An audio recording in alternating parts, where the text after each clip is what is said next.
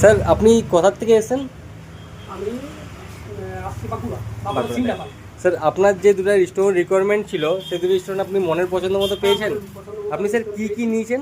আমি নিয়েছি একটা পান্না আর একটা নিয়েছি হোয়াইট পোকরা। দুটোই টপ কোয়ালিটি তাই তো? টপ কোয়ালিটি আছে। আর দুটোই শ্রীলঙ্কা মাইন্স যে আছে এটা অরিজিন টেস্ট করা আছে, এটাও ইয়ে করা আছে।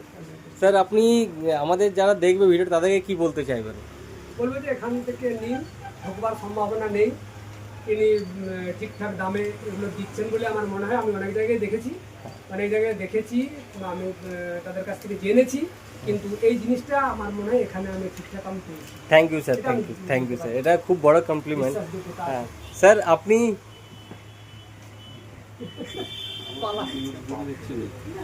আপনি কি নিয়েছেন?